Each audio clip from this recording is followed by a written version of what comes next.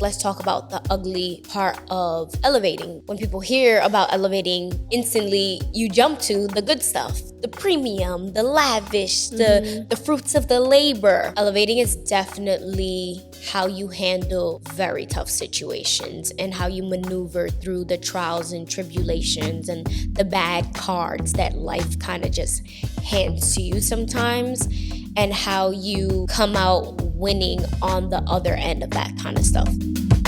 Hi, I'm Amanda Booz. Hi, I'm Crystal Vega. And this is Elevators Podcast, where we talk about the peaks and valleys of life's journey, from relationships, friendships, entrepreneurship, and sometimes give you a little taste of social media's sizzling hot topics, all from the lens of modern womanhood. And we are back again. We back, baby. Halfway through the season. Like we never left. Feels so good. I'm so proud. We've been doing really good. Look at us. Look at us. Made it out the group chat. We did. We literally made it out of our group chat on this couch. Oh my goodness. We have so much catching up to do. I feel like I have not seen you in weeks. It's been a minute. Yeah. I have not consistently seen you since your trip to Paris. Yes. It's low-key been a while. It's been a minute. And baby, July got hands. In this episode, yes, literally. So in this episode, I really want to talk about the ugly part of elevating. Oh, because this month, baby. Say it for the people in the back. Let me tell you, I feel like I'm in a boxing match and I'm losing. Like, I am losing. I'm stressed about it. But how are you? Heavily feeling you on that. I'm good. Just got back from travels. I went to Europe for about 10 days. So I'm not gonna lie. I'm one of those people, like, you know how you get back from a trip and you just like, ugh. That's how I feel. Yes. Like, still on a high Yes. from the trip, but then it's back to reality, like you said. And I also feel like I'm in the boxing ring sometimes. But I've been good. Like, summer travel was good. My first time in Paris and my first time in Italy. I went to Paris once, like, in a layover when I was going to Dubai. So it was my first time actually, like, in Paris. And I've heard so many things about it. So I was just happy to see it for the first time. And then I went to Capri, Italy. And that was just, girl, so beautiful. I know you. We were talking. I was like, I'm just like hanging off of every word you're saying about Italy. We were talking about the trip because I know you love. I know you love Italy too. I know people were like, girl, they think like Paris was like overrated, but for me, I don't know if it's because I lived in New York, but Paris in some elements resemble New York a lot to me, like in 100%, so many ways. I mean. Facts. From the shopping, but I also moved out of New York, so right. That's how I feel about Paris. I'm good. But I loved it. Like, I cannot wait to go back. There's so many things that I want to do now that I've like gone back, and I feel like my social media, like my algorithm is nothing but like Paris, European summer, like Italy. Like the content that's coming on my page is nothing about that. But like I can't even. So Paris was amazing, but Capri, like I just different. You can't even put it into words. I can't put it into words, and I feel like. Cameras, videos, nothing puts the beauty of it, like, it does no justice. I literally ate pasta every day and I gained no weight. Isn't it the craziest thing? No weight. It is the craziest thing. You eat so much while you're out there and like gelato, pasta, limoncello, drinking. I gained no weight. If anything, I lost weight. I'm being honest because I walked so much. Yeah. Did you see one overweight person in Italy? Not one. And something I will say, I didn't see one overweight person, but I didn't see a lot of black people either in Capri. Like, yeah, I don't know if it's maybe the time that I went, but I literally, there were like, black people and people of color, but I was like counting on my hands every time I seen someone because it wasn't as much as I wanted to see in Paris, tons. But in Italy at the time that I went, no. And it was also my first time. So I was just like really looking at everything, like in awe. Water was beautiful. Food was amazing. I had so much rosé and pasta. Oh my God. But love it. I love just the scenery. Like I can't even explain the feeling. So shout out to my man because he did that. Okay. And it was just amazing. And I'm like, I want to go back. Ready to go back, right? You can't wait to go back. I freaking love Italy. Yeah.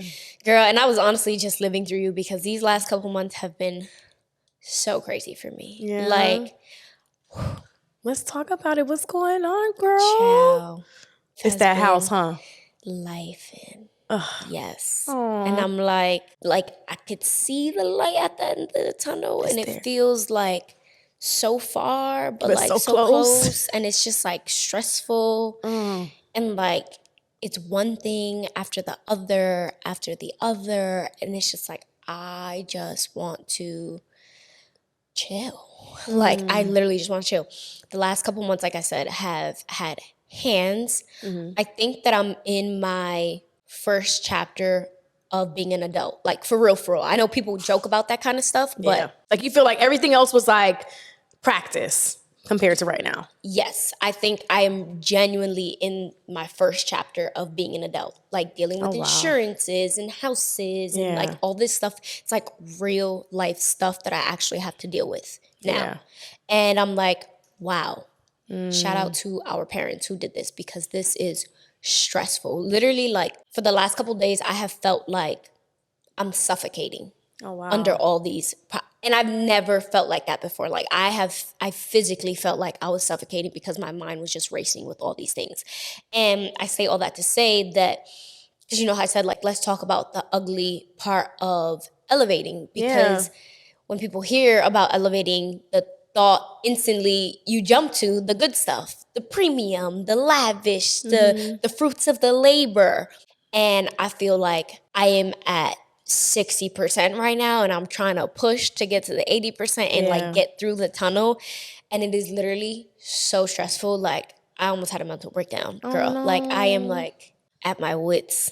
It sounds like we need a girl date. We need like a girl dinner. We need a girl something. I feel like I can't even do anything to enjoy myself till I get out of this very dark place. Oh my goodness, I hate that. But you know what? I think that that's an important conversation to have, because we talk about this all the time too. And I feel like it's one of the reasons why we wanted to call our show Elevators Podcast, is because there's like a destination, and sometimes it's not a one destination. Sometimes it's like once you get to the destination, you have to continue to climb. But the climb, the getting up every so often, like that part is ugly. Like it's tough. And girl, I think the word sounds so amazing, like you said, to your point, like, oh my God, like the elevators, they're up.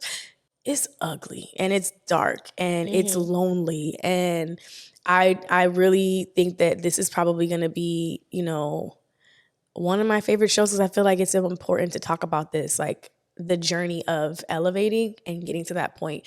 I think it's important for you and I to talk about what elevating means to us. Like, what does that mean? Elevating is definitely how you handle very tough situations and how you maneuver through the trials and tribulations and the bad cards that life kind of just hands to you sometimes, and how you come out winning on the other end of that kind of stuff. Like, to me, there's like a premium version of what it looks like after you have elevated through those situations where you feel like, oh, you can breathe now, you can enjoy the fruits of your labor. But I think that it's really about how you handle the trials and tribulations of life. It's a mentality.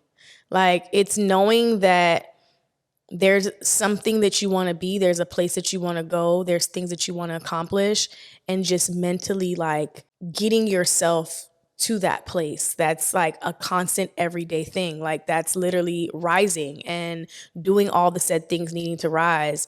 The good, the bad, and the ugly. That's like, you know, just being honest with yourself about, you know, uplifting and just making sure everything around you is reflecting, you know, your mindset in order for you to get to that next level. So I do think it's about literally going through, you know, the highs and the lows, right. the peaks and the valleys. Literally, as we say, is what the show means. Laughing, but I really want to cry. But that you gotta laugh to keep from crying. That is literally what elevating means. It's not, and I also think it's not just one thing. Like, I think that elevating looks so much different for everybody. It depends on what your goals are and where it is that you want to be. But I think that's the beauty of it, is that although it has a Webster dictionary definition. I think that it has a very specific meaning to each person and each individual. And I think that's what's beautiful about it, because we're all on our own personal journeys and we're trying to, you know, become what it is that we're striving to be in life. And I feel like it's just always a constant, like it moves consistently. It's always up. It's never stagnant. And that's what I think elevating means. Yeah, you think so? I think elevating isn't always up. I think that sometimes it's down. No, in relation to moving, it's always moving. It's not necessarily, it's not always stationary. It's always moving. It's definitely always moving. But to me, it's like sometimes 10 steps back doesn't mean that you still can't take 3 steps forward. Oof. You know? Yeah. And I think that that's very much where I am right now. I'm feeling like I'm 10 steps back after I was forward. And now I'm like trying to play catch up and get back to where I'm going, which is why I'm so happy we have this podcast, because honestly, this has been such a outlet for me. Like I have been able to come here and just like turn the real life stuff off that I've been dealing with. And like for the first time in my life, this is why I'm like, oh, this is really adulting, because now I understand how people feel like social media for them is an outlet. Like I have been so stressed these last couple of days, and then I'm like, let me just get on TikTok. And I'm getting on TikTok, and I forgot that I even have these things hanging over my head in an insane way. And I'm like, oh, like this is why people find social media to be an outlet. So like for me, this podcast, a little bit of TikTok has really been keeping me going, girl, because I love that. I am like, child, God, what are we doing here? Just tell me the reason. You don't got to show me no more. You don't got to show me. Yeah. Just tell me. Girl, same. I feel like I've been on this fight, honey, fighting for my life. I'm fighting for my life. Literally, I feel like that. And for me, a good outlet has been, I'm huge on journaling. I'm huge on listening to positive affirmations, whether it's a podcast or, you know, a positive YouTuber or YouTube channel, and that good old gospel music. I've been listening to my gospel playlist literally this past month, like more than I've been listening to other things. Don't get me wrong, I'm gonna have a little, you know, hip hop and R&B in the mix, but I've been heavy on that. Like I just feel like I'm in so much more of a better mood. And you know, you sometimes just need that instant mood boost. And I need that. But you know, it's so crazy that you say that. Yesterday, I felt like for the first time since I've been here, my Miami high is down. What? Yup. What you mean? Girl, that's how sad I've been. I've been so sad.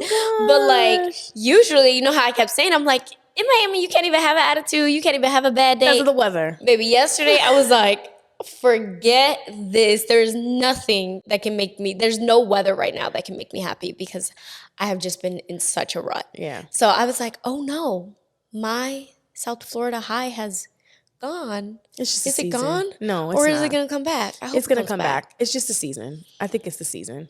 Yeah, I think it's just everything I'm going through right now. And listen, I don't want to scare anybody away from getting a house. Please get a house. Like it's a very rewarding situation. Absolutely. I just happen to be just going stuck through it. Yeah. in a very unfortunate situation. You get what I'm saying? Yeah. Like it's a good problem to have. Although it's a problem, I know it's a good. And I promise when we're gonna manifest once everything is set. When everything's set, perfect, you're the perfection, first person that's coming over to have dinner at my house and a glass of wine. We could just have a glass of wine. She said, "Baby, you don't gotta cook. You don't gotta cook, because I already know the struggle. Okay, because we've talked about it. But Girl, a nice not glass me of begging wine, to cook. I know. Now you're not gonna be able to get out that kitchen. I know. Breakfast, lunch, dinner, and a snack. Yeah, Will's gonna be like, "You want your kitchen, right?" You're gonna be like, "I want in my garden." And but like, I looked at the date, and since everything has gone down in my house, that was in like September of last year. I mean, it's about to be a year dealing with this stuff. Wow. A year. Wow. And I hate feeling like owning a home, there's so much that's out of your control. So much that's out of your control. And I do not like not being in control. It's very frustrating for me. So there's just like external and internal battles that I'm having. And it's just like, when it rains, it pours, girl. Yeah. When it rains, it pours. I think that's the truth. Yeah. But good things are on the way. We're always thinking that and believing in that. Yeah. And believing that. So Elevating. I mean, there's so much that we could talk about with this. And I know one thing that we want to focus on is the ugly truths about it. It's not always linear. It's very up, down. It's sometimes stagnant. And this episode specifically, which I think is important for us, being that this is our platform, we want to uplift and inspire and motivate our viewers, our listeners, our supporters, everybody that's tuning into this podcast. But we're also going to give it to you real. And we talk about the ugly truths about elevating. It sounds like a beautiful thing, but what has been like ugly part about elevating for you in your journey? I am big on, like, as I've gotten older, I've gotten big on letting myself feel the feelings for a moment. And, like, that's always an ugly 3 days for me. Like, sometimes I'll give myself, like, 3 days to a week to pout and be sad about things. And then after that, I pull my big girl pants up and I get going. You know, like, I'm like, all right, cool. I gotta lift myself up and we gotta figure out how to maneuver out this situation. So those 3 to 7 days of, like, where I'm just letting myself feel the feelings of, like, sad and, like, being the victim and, like, I let that happen, but it'd be a long couple days, baby. But I gotta get it out of my system because I don't like suppressing those kind of feelings anymore. Like, the older I've gotten, the more I'm like, let yourself feel today. Tomorrow you get up and you hustle. Absolutely. Absolutely. I think for me, it's understanding the beauty in the struggle. And what I mean by that is it's not always your season. You know what I mean? And I think an ugly part about elevating is knowing that when it's your turn, go off, have fun, but it's not always going to be your turn. And that's an ugly truth that I've always had to deal with, in the sense of knowing that sometimes those moments happen. And I think it's so important for you to be present, because I feel like I'm very spiritual, and I feel like when it's not necessarily a high moment for you in your season of whatever that is, that God is still working and still trying to speak to you, but you got to open your ears and be willing to listen to why you're in that season and understand and the value and the lessons from it, so that when your turn comes back around, that you appreciate it so much more and you make the best of it. So I'm gonna be honest, like, I've been in the valleys these days, but I've also had my highs in those moments as well. And I'm a crier. Like, I have a cry journal now.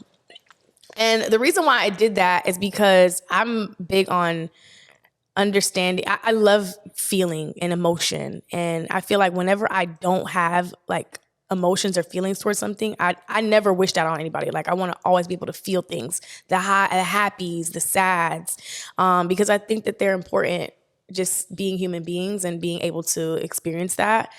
And yeah, like, sometimes I need a good cry. And I think that's a part of elevating, is being sad sometimes. Yeah. As crazy as that may sound. A good cry will always do the job. Baby, I have been feeling so emotionally constipated where I'm I need to cry, but I can't sometimes cry. Sometimes you want, so bad. That's the worst feeling. Like, when you want to cry and you, like, it's like, come out. Like, you're like, but I'm sad. Yeah. You're trying to force yourself, but you really do be sad. But you're like, no, I just need a really good cry. Yeah. Yeah. Hey elevators, let's talk about our ultimate lunchtime pick, the double quarter pounder with cheese from McDonald's. It's our go-to meal that keeps us full and satisfied every time. This isn't just food, it's an experience. The heat coming through the bag tells you it's made fresh. For us burger lovers, the McDonald's drive-thru means one thing: a double QPC. When those burger cravings kick in, nothing else will do. Get a drip that's as fire as your drip when you order a double quarter pounder with cheese at McDonald's. Fresh beef at participating U.S. McDonald's. Excludes Alaska, Hawaii, and U.S. territories. I feel that. But I like the fact that you said sometimes it's not always your season. I would word it a little differently, because I think that it's always your season, whether it's your season to reap the benefits or whether it's your season to reap the lessons. That's good. And I think that, to your point, like you said, you might not be getting that gig you want, but you're getting a lesson out of the scenario. And I think that when you look at the cup as always halfway full, there's truly always a silver lining, for real, real. There is. As cliche as it sounds, like, there is always a silver lining, and you might not feel it at the moment, but in retrospect, you will understand. And I think that that's what I have to keep telling myself right now. It's like, yeah, like, it's annoying lessons that you feel like you have to learn. Because I'm also like a first generation homeowner. Well, no, my grandma owned a home, but like, you get what I'm saying? Like, for the most part, like, I'm kind of like doing this. I'm not coming out of a house the way you did. You get what I'm saying? Where you can call your dad and be like, Dad, like, something broke, you know? Yeah. Like, that's not my scenario. So I'm like learning things for the first time.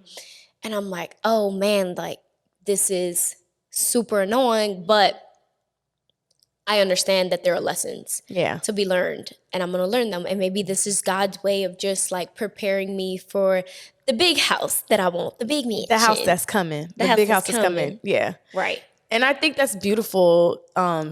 And I'm glad that you shared that, because I think that there's the times where you plant the seeds, and there's a season where the seeds grow in, and there's a season where that tree or said plant has fruit, and you bear the fruit.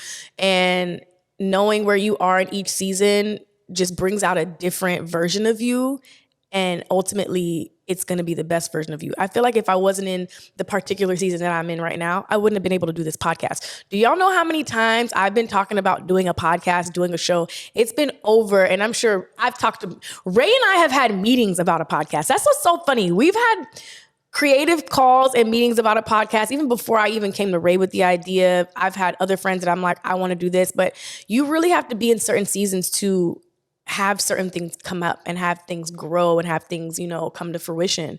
So I know that you may have an idea, a business idea, or something that you want to start, and maybe it's not happening right now, but it's not to say it wouldn't happen in a certain season. I just feel like mentally and just like emotionally, you have to be in certain situations for things to come to life. So like you said, to your point, like, there's different seasons for different things, and I think that there's always a lesson in them. So I'm happy about that. No, for sure. And I think that who you surround yourself with plays a big part in things Absolutely. like that. Like, to your point, I had been thinking about doing something again, but it worked out because God wanted it to work out this way with you and I. For whatever reason. I don't know. In every element. It worked out. Like, and it's just like literally God. Yes. Like, the way all of the pieces aligned and fell together. Yes. Perfect. I agree. So it's definitely the season. It's definitely who you surround yourself with. And everything will come. But you know what? I also feel like, I don't know if Mercury is in retrograde at this time of the year. I don't even know what that means. We are, I don't know, but I know sometimes Mercury also be retrograding. Mercury also be retrograding and got hands. But I say that to say that, you kind of talked about like seasons and stuff like that, and getting your goals together. And I think, we are halfway through the year. Yes. And it's important to realign with those things you said you were going to do at the top of the year. Mean what you say. Say what you mean. Say what you mean. And do what you say. Absolutely. You're going to do. So right now, for me, like, I got all these life things happening, but then I'm also like revisiting the list that I wrote at the top of 2024. So what are some things that you do to realign yourself and make sure that you're actually like checking off those goals that you set for yourself at the top of the year? Yeah, and let's be clear, 2025 is right now. I know we're physically in 2024, but what you want in 25 should be today. Like, I think that we always have this mindset of like preparing for tomorrow. We're going to write our goals down. We're going to have our vision board. This is for the next year. What we don't know where we're going to be at next week. I just know I have today. So what is it that I can do today to make tomorrow better? And then when I'm at tomorrow, what can I do to make the next day better? So for me, it's more so like having that mindset of the things that I want, I need to do now. I don't need to wait for January 1st of 2025 to make those things happen. I think that's where we fall short with some of our goals. So like yourself, like, I'm opening up my Google Doc where I wrote down those lists, and this podcast was on that list. Period. And I'm happy to say that it's up and it's stuck. But yeah, like, I'm revisiting my goals and trying to see what it is that I can continue to tackle within this next half of the year. Like, you literally can change your life in 30 days. You could change your life in 60 days. You can change your life in 6 months. I think that if we really get like hard on what it is that we want, things can change. So for me, what that looks like, I know some of my friends may not want to hear this, but I'm getting ghosts in the next 6 months. Like, I feel like I'm not really going to, there's things that I really want. And I feel like in order for me to get those things, I really have to position myself to be like laser focused like I've never been. Like, I know I'm not by myself when I say the year literally flew by. It flew by in the sense of like, you sit back and you're like, oh my gosh, there's so many things that I put on these lists that I wanted to do that haven't been done yet. Yeah. So now I need to reel it back in. You know what I mean? So I think it's revisiting those goals, but then also being honest about the things we want. Sometimes I feel like we can be unrealistic with our goals. And I think that we put a stamp on things happening within 365, but sometimes those things take 5 years. Sometimes they take 10 years. Things don't happen right away overnight. And I think it's important to be really clear on what it is that you want, working and like taking a stab at it every single day, every single chance you get, but also understanding that sometimes those goals don't happen within the time frame that you think they're going to happen. That's literally my battle right now. I'm like, I want all of this to be over and done with in a week. And life's like, no. I'm like, yes. I have control problems. But anyways, I'm super with you. I'm all about like revisiting what I said I wanted to do at the top of 2024, preparing for 2025. I'm a very backwards person. I even take my tests backwards in school. Like, what do you mean? You'll start with the last question first? I start with the last question and I go backwards. What is that? What triggered you to do that? I don't know. Yeah. I just never liked taking tests from forward to back. Like, sometimes I'll like graze through it and like make the executive decision, okay, this is a test I could take backwards to forwards. But I think that it allowed my brain to work in reverse, focus on the question in front of me, not try to get to the question before time. After that. Yeah. You get what I'm saying? Yeah. Like, it allowed me to just focus on that and not try to like presume what's next or think about, is this question connected to the next question? I was just focused on what's in front of me. So I say that to say, when it comes to my goals, I work backwards in the sense I write my goal down and then I write the little, chart. Okay, how I'm going to get here. If I want to work for this place, I'm going to apply here. I'm going to talk to this person. And I work backwards, and that's how I check my goals off. Oh, wow. It's very odd, yes. I love that. And then I think, to your point, I'm very much eliminating distractions for the rest of 2024. That includes maintenance. The maintenance Olympics, going out unnecessarily, all that stuff, like, is out the door for the rest of 2024 for me. If it ain't got a check, it ain't got a slot on my calendar, I'm not doing it. Period. I know that's right. I'm super over just all distractions. And like I said, the maintenance Olympics is a big one financially and with time. Like, you ever think about how much time you spend prepping for a trip versus like being on that trip, or how much money you spend trying to like maintain yourself between the lashes, the hair, the skin, the nails, the like outfits. Baby, it's a lot. I quit. It's a lot. I have quit the maintenance Olympics. I just can't anymore. How much money do you spend when you do your whole like monthly? It's gonna sound interesting. It depends, but give it to me straight. To you, I'm same. I'm kind of taking a step back. Hair can range, depending on what it is, anywhere from, I'd say like a good 300 to 800. That's like for the month, right? We're talking about like installing hair, washing hair, maintaining hair. And honestly, that might be on the low end because there's people that spend way more than that, depending on what quality of hair you're buying. I wear extensions. I'm natural, so I like to protect my hair by wearing extensions. And extensions ain't cheap. If you ever bought some bundles, you know that they're not cheap. So bundles itself might range you about $300 to $500, and then you got to actually install the hair, meaning go to someone to do the hair, which could be another $300. So I think anywhere from, I would say, $300 to like $1,000 for hair. Nails, like $175.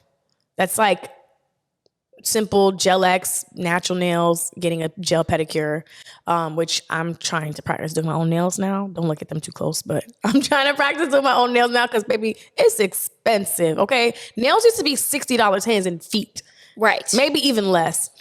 I have microblading, don't do my brows, but I do wax them sometimes to keep the shape. And I would say that probably ranges about like 20, 30. That trip to go get like beauty products, your face cleansers and all that, definitely ranging from like 200 to like 400 easily just to re-up on stuff. And it's just not cute. It's not. And the bag be this little when you walk out. With nothing in it. $400 down the drain. I feel you.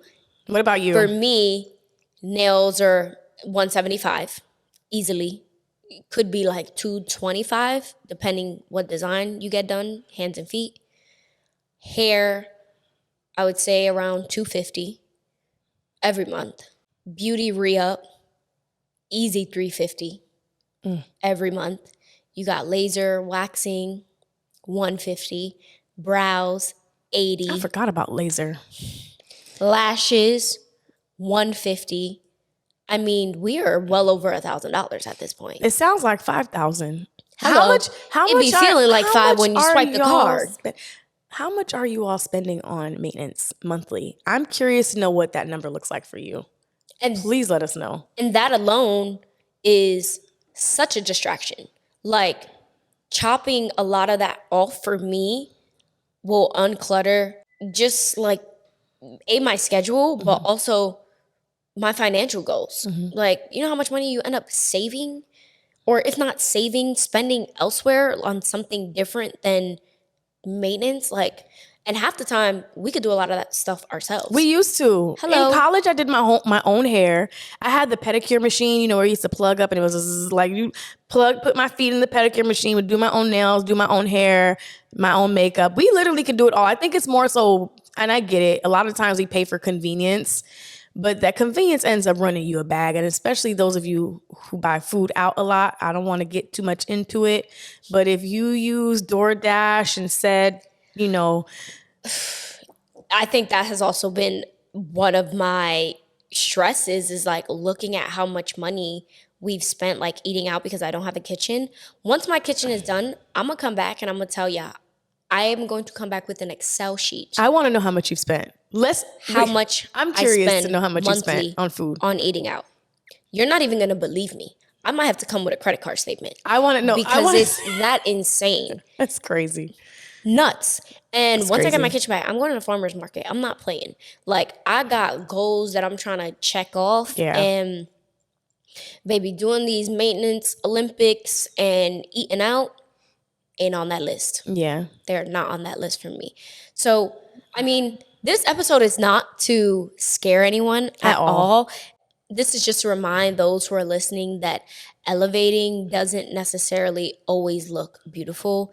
In fact, there are a lot of downs, there are a lot of ups, but as long as you're not being stagnant, slow progress is better than no progress. I agree. And I think that sometimes we have to sit things out. I think elevating looks like you literally taking yourself out the game and saying, hey, right now is my off season. I literally just need to get a grasp on the things that have gone everywhere and really just get a good hold on them to move forward. So some things that I think would be good tips if you're trying to level up for the remainder of 24 to be the best version of yourself for 25 is definitely reevaluating those goals. Maybe it's creating a new vision board, getting on Canva, Pinterest, looking at some stuff. And maybe for me, like I like to put things in fours. 4 is a good number, but I like to put things in fours. So like maybe you just have like different quadrants or like getting like a spreadsheet or something where you're writing out like 4 solid things that you want to accomplish for the rest of the year and just knock those things out. And like Crystal said, maybe move backwards, like see the goal, get to the bottom of where it needs to be and move backwards. And it also visualizing those things. For me, I'm a very visual person. So like the car I have now, I test drove that car multiple times before I even got it. You know what I mean? Like I was big on going to going and seeing houses. Like I used to love doing that on the weekends, like going to open houses. No, That's it's not hilarious. even funny. Like I used to do that all the time. Like, and I need to kind of get back into that. Like going and seeing things that you want on your vision board. It's one thing to see it digitally, electronically, but I think you have to physically touch these things. If you want to accomplish certain things, I think you have to put yourself in the position to see it so you know it can happen, or be around people who have those things if you can, so that you know it's something that you can get to. So definitely reevaluating them goals, visualizing it and making it plain, and getting goals. It's okay to like stay low, stay home, stay low, stay out the loop, stay in. It's also easier said than done in this world where content is like number one for everybody. Everybody sees what's happening on the internet or what they think is happening on the internet. So it's very hard to be like, oh, I'm just going to stay home when you see such and such at this event, such and such at that event. And if you work in the content space, it's even harder because you know it's a very out of sight, out of mind industry. But as long as your comeback is bigger than your get low, you're good. You're super good. So do what you got to do for you at the moment. I'm very big on pen and paper. I'm old school. Something about that pen, that ink, so that loose writing leaf it out is crazy. Yeah. So you write out. You're like, you like to write out your goals. I write it out with a pen. Yeah. I need a pen and paper. Yeah. And then I transfer it to electronic. But something about that pen and paper, I don't know what it is. It does something. It does something crazy. Yeah. I don't know if it's like a mental, there has to be like some type of scientific, and I'm going to look this up. There has to be some type of scientific connection with writing your goals out, because that's how I feel when it comes to journaling. Like I feel like when I'm writing out my feelings and how I feel, I instantly feel better. I could be speaking about something that made me sad, but the minute I get it out on paper, I feel better. It's different from like putting it in your notes for sure. So I love that. Yeah. So yeah, we got some goals. We got some things we're going to do to just level up and get on this elevation journey for 2024. For the rest of 2024, going into 2025. And we're going to keep coming on Elevators podcast and dropping gems for you guys and being real with you guys and just super transparent about our experiences. And I can't wait till we get some guests up here to tell us about their elevating stories, because I'm interested in that too. Yeah, so that's definitely coming. Who are some people you guys would look to see on the show? Let us know. If you like this episode, make sure you rate us on Apple Podcasts and Spotify, subscribe on YouTube, and talk to us in the comments. We talk back. Yes. Bye. Bye, y'all.